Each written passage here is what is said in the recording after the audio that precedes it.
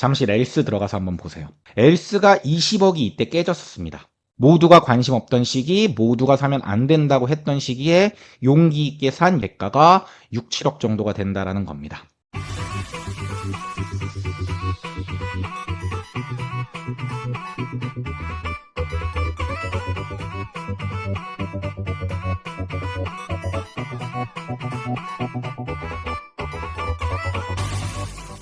안녕하세요. 대한민국 1호 초이스 헬퍼이자 부동산 가치평가사 시크릿브라더입니다. 오늘은 매수 우위 지수를 활용해서 서울의 최적 매수 타이밍이 언제였고 향후 언제가 서울의 최적 매수 타이밍일지를 예측해보는 시간을 가지려고 합니다. 매수 우위 지수는 KB에서 집계하는 자료로 부동산 소장님들의 설문조사를 기반으로 매도세가 많은지 아니면 매수세가 많은지를 집계한 통계 데이터죠. 매수 우위 지수가 100을 초과할수록 매수자가 많다는 거고 100 미만일수록 매도자가 많은 것을 의미합니다. 이렇게 서울 매수 우위 지수 해서 KB에서 통계 자료를 발표하고 있고 이 자료를 아실에서도 볼 수 있는 겁니다. 제 글이나 영상을 꾸준히 봐오신 분들은 아시겠지만 저는 역발상 투자를 좋아합니다. 남들이 관심이 없을 때 매수를 해서 대중이 몰려올 때 파는 투자, 왼쪽 무릎에서 사서 왼쪽 어깨에서 파는 투자를 좋아하죠. 제 투자법이 정답이라 말하기 어렵고 투자는 수학 공식처럼 딱딱 떨어지지가 않기 때문에 언제 어디서나 누구에게나 통용되는 법칙 같은 거는 없습니다. 하지만 이것만 알고 있어도 언제 부동산을 매수하고 매도하는 게 좋은지에 대해 감을 잡으실 수 있을 거라고 생각을 합니다. 참고로 오늘 영상은 서울의 매수 우위 지수를 분석한 자료이고 지역이 달라지면 이 자료의 해석도 달라질 수 있음을 제가 미리 말씀드리면서 영상을 시작하도록 하겠습니다.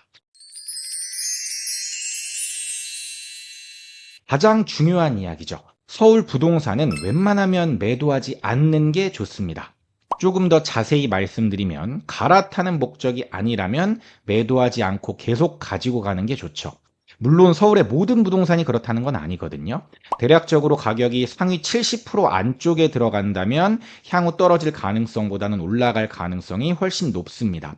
만약 그래서 이 영상을 보고 계신 당신께서 70% 정도의 아파트를 가지고 있다면 상위 60%나 50% 이상의 아파트로 갈아타기 위해서 노력하는 게 자산 증식 측면에서는 가장 유리하다는 거죠. 반대로 10년 이상 들고 있어도 수익률이 크지 않은 지방에 별 볼 일 없는 부동산은 보유 기간보다는 매수 매도의 타이밍이 훨씬 중요합니다. 그런데 이 타이밍을 맞추는 게 정말 어려워요. 그리고 공부도 많이 필요합니다. 그런데 공부한다고 또 다 맞힐 수 있는 것도 아니고요. 그렇기 때문에 투자는 장기 보유하는 게 유리한 경우가 많습니다. 그래서 전제가 붙죠. 돈만 있다면 서울 부동산을 매수해서 오래 보유하는 것이 가장 쉽고 괜찮은 투자입니다. 그냥 좋은 걸 사서 가지고만 있으면 되니까요. 그런데 사람들이 이걸 잘 못해요.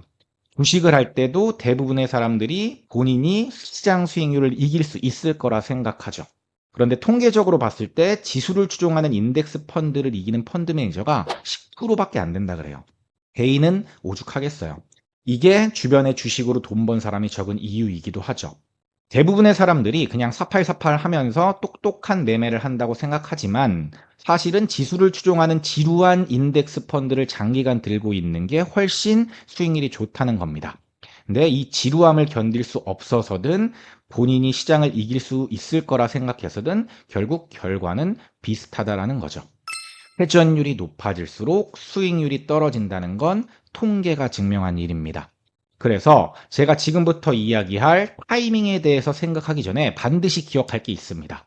서울 부동산은 최대한 좋은 물건을 싸게 사서 오래 보유하는 게 가장 좋다라는 겁니다. 벤저민 그레이엄이 이런 말을 했죠. 초과 수익의 원천 두 가지는 타이밍과 가격이다. 제가 앞서 말씀드렸던 것처럼 타이밍을 맞추는 건 정말 어렵습니다. 그렇다고 저렴한 가격을 맞추는 게 쉽다는 건 아니지만 상대적으로 타이밍보다는 쉽다라고 생각을 하는 거죠. 자, 그럼 지금부터 본격적으로 서울 부동산의 타이밍에 대해서 한번 이야기를 해볼게요.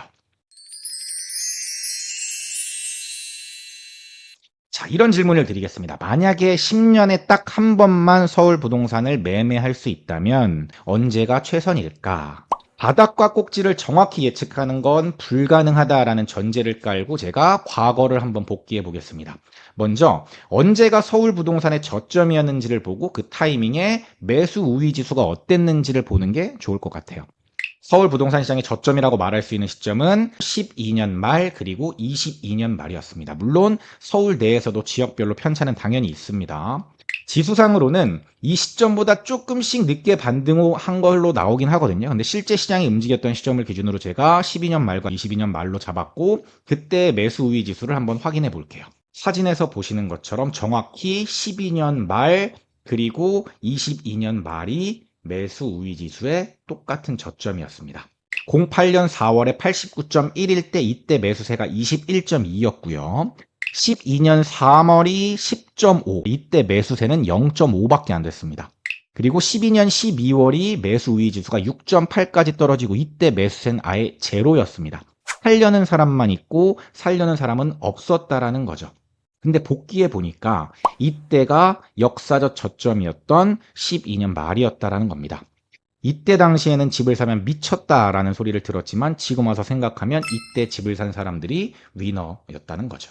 그 다음에 제가 바닥으로 짚는 시점은 22년 말입니다. 공교롭게도 정확히 10년 만에 바닥이 다시 찾아왔어요. 지금 보시는 사진은 21년 7월부터 9월까지의 매수 우위 지수인데 112까지 올라갔다가 102까지 이제 점점 떨어지는 모습을 보여주고 있는 모습이고 22년 10월부터 23년 1월까지인데 줄어들면서 중간에 18까지 떨어집니다. 12년처럼 10 이하로 떨어진 건 아니지만 짧은 기간 안에 시장이 빠르게 식은 거죠.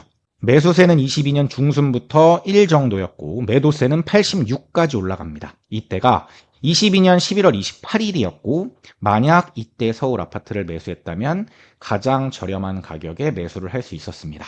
잠시 렐스 들어가서 한번 보세요. 렐스가 20억이 이때 깨졌었습니다. 물건 상태에 따라 달랐겠지만 실거래를 보니까 22년 11월에 18층이 19.3억에 거래됐고 12월에 16층이 19.45억에 거래가 됐습니다. 이때는 더 떨어질 거란 공포감이 있었을 때죠. 그런데 만약 이때 매수를 했다면 진짜 지금 생각해보면 매수한 사람이 진짜 부럽지 않습니까? 근데 이분은 1년 반 만에 7억을 본 거예요. 7억. 보수적으로 봐도 6억 정도는 올랐다고 봐야 되는 거죠. 모두가 관심 없던 시기, 모두가 사면 안 된다고 했던 시기에 용기 있게 산 대가가 6, 7억 정도가 된다라는 겁니다. 시크릿 브라더 채널을 구독, 좋아요, 알림 설정 부탁드려요.